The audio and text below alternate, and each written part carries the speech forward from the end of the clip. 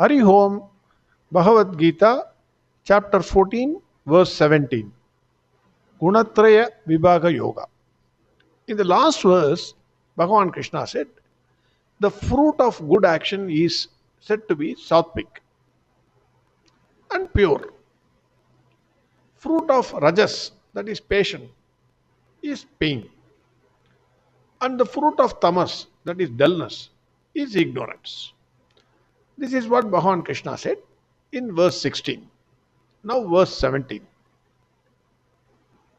Sattvat sanjayate jnanam rajaso lobha eva cha pramadamo tamasagam bhavato jnanameva cha.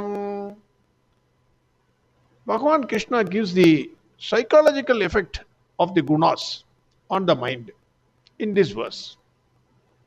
Now psychology. In sattva guna, knowledge arises. In sattva guna, the mind is least agitated. Mind is calm, cool, balanced.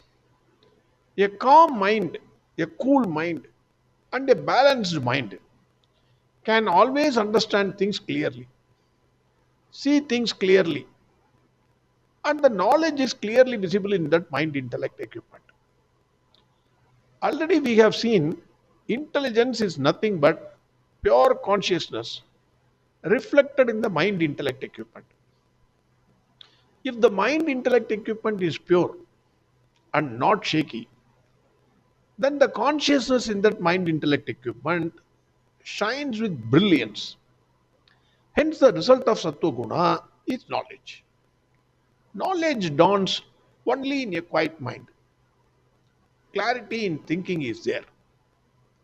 This is true in any field, not only in the spiritual field. If your mind is calm and cool and quiet, 100% you will have clarity in thinking and knowledge will automatically shine. We need not have to search for examples. We can take our own lives. How many times when we were in anger, we shouted on the road, shouted in the counter, maybe a airport counter, ticket counter, or on the road, forgetting ourselves. We might have shouted. We might have shouted at somebody. How many times when you got agitated, when your mind is in agitation, your mind, you behaved, how you behaved, you think. And take the opposite. When your mind was cool and calm, how did you behave? How did you take the decisions? That is the important crux. So in sattva guna, knowledge automatically dawns because of the clarity. Then in rajoguna, the mind is occupied with greed. The mind and intellect equipment contains desires. Desires naturally, they are like mosquitoes. They automatically breed. And this mind and intellect equipment is greedy.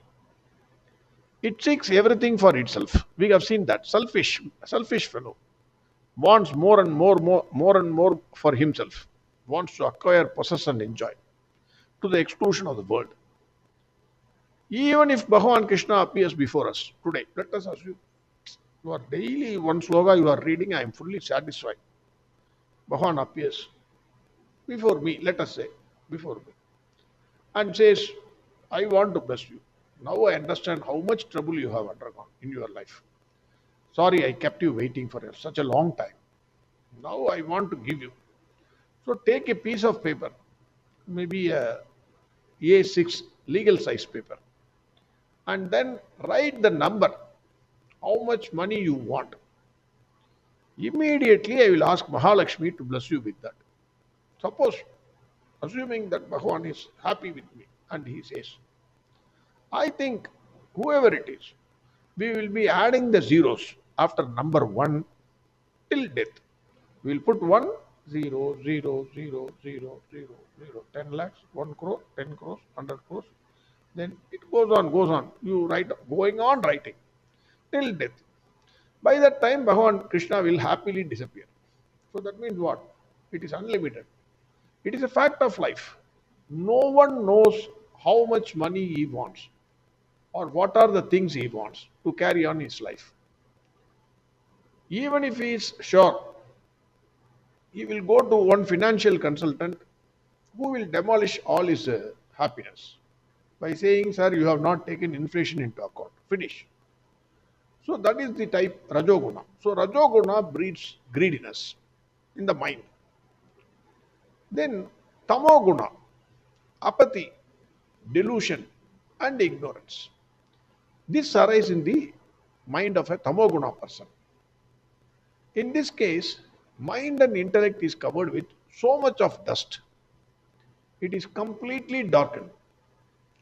Consciousness cannot reflect in that mind intellect equipment.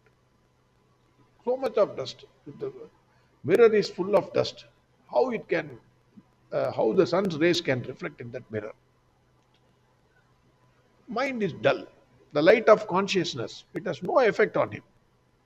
He is like a person who walks on a new moon day in a dark forest, not knowing in which direction to go. He'll be just going. He will be carrying a torch and batteries, but unfortunately, separately in his hands. He will not use the battery, put inside the torch and then put the light on. He will just carry both in his hands. He may be having it, but he will not use it. Intelligence is so dull. That is what a tamoguna person. Apathy, delusion, and ignorance. Already Bhagwan, I was searching for examples. Bhagwan Krishna explained this beautifully in chapter 3, verse 38.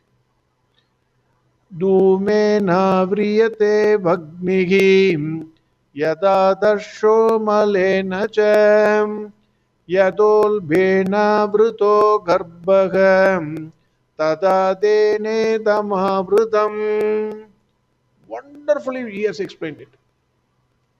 Bhagwan in this verse said, he gives three examples. For sattvic people, the knowledge is covered with desire like smoke covering fire.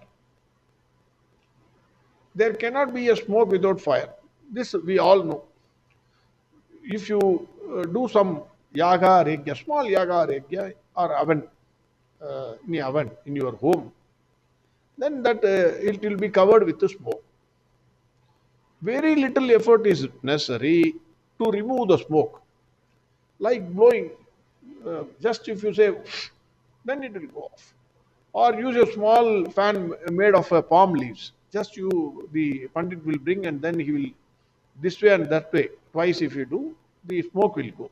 Fire will come out. A little swing this way or that way, smoke will vanish. Similarly, there are wise people, knowledgeable people, intelligent people. But they also have desires. Even desire to acquire knowledge is a desire. Desire to reach Bhagwan Krishna is also a desire. You can't say that is not a desire. It is also a desire. But this desire is like smoke covering the fire. Little bit of effort, the desire will go away. That is, desire will go away in the sense you will merge with Krishna. You will reach the highest point. You will reach your goal. That is the point. Your knowledge shines. Second example Bhagavan Krishna is giving is for Rajoguna people. For people with Rajoguna, their desires are like a mirror covered with dust. In this case, a little more effort is necessary to clean the dust. First, you have to use a dry cloth to remove the dust first. Then another wet cloth to wipe and make it clean. Take for example your car front glass. Suppose if there is small rain accompanied by wind, then the mirror is always covered with leaves and dust completely. You can't see if you sit inside. Then what you do? First you have to take the wiper out, then you remove all the leaves, the small sticks, branches of the tree. Then first you have to dust the mirror so that the dirt goes away. Then you need a bucket of water First you clean with that water. Immediately if you put that soap water which is inside, then you will not be able to see fire. It will become worse. So first you clean that with the water, and then again again you put the this dry cloth, and then remove it. Then while driving, now and then you use the soap water in the car by using the wiper. That much effort is necessary to clean the dusty mirror. Rajasic desires are like that. They stick to your mind firmly. More effort is necessary to remove the desire and the knowledge to shine bright. That is for Rajasic desires. The third example is for people with Tamo Guna. Their discriminative intellect is like foetus in the womb. For the baby to come out of mother's womb, it takes 9 months. A long wait.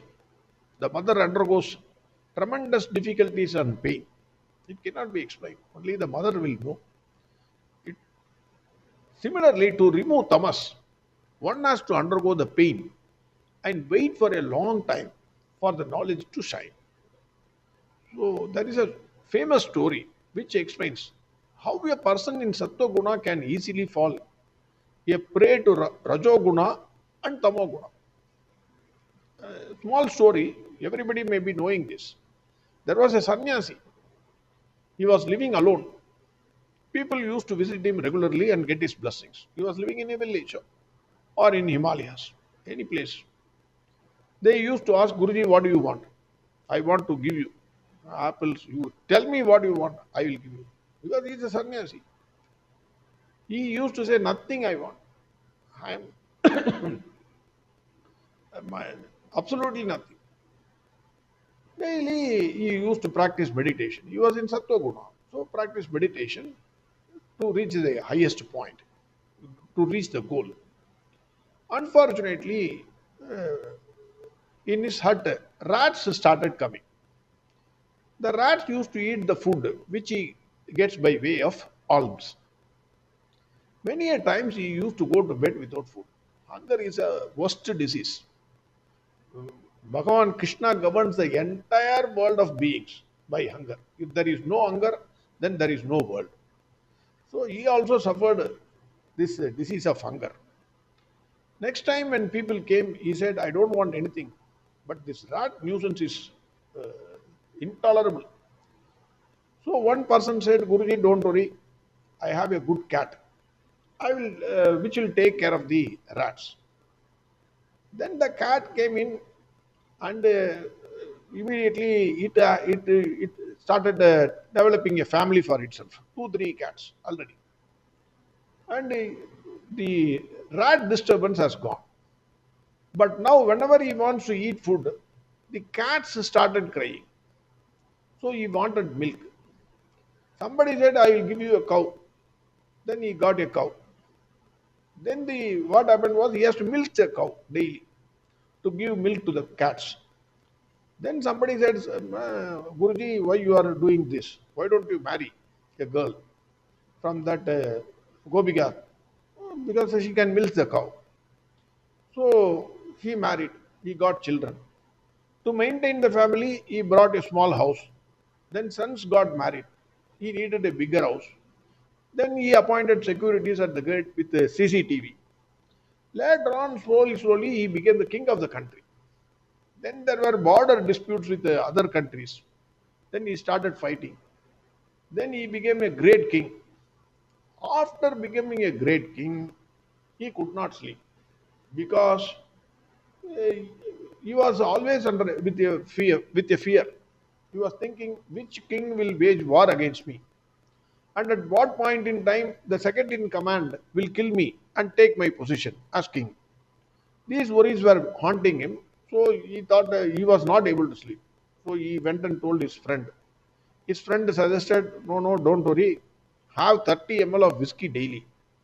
It will relax your muscles and you can have a good sleep. Now the king is drinking whole bottle of whiskey. He goes to the whiskey shop daily because how much he will drink, he did not know. So if you find him lying in any ditch or sewerage pipe, tell him that he was a sannyasi who was leading a sattvic life. This is the power of Rajo and Tamo gunas. So it's a story which explains how the smallest desire will take you to the ditch. That is the point. Verse 17. Sattvat sanjayate jnanam rajaso lobha eva cha pramadamo gautamasaga bhavado jnanameva cha. So Bhagavan in this verse says, in Sattva Guna, knowledge shines. In Rajo Guna, greed comes. In Tamo Guna, you are, your mind will be attached to delusion. Moha is delusion. Then Ajnana, ignorance. And Pramada, heedlessness. All these things will be there in that mind. Psychological. All these things we have to know. Next verse we will see tomorrow. Arihom Sarvam Krishnarpnamastu. Narayana, Narayana, Narayana, Narayana, Narayana, Narayana, Narayana, Narayana, Narayana, Narayana, Narayana, Narayana, Narayana, Narayana, Narayana, Narayana, Narayana, Narayana.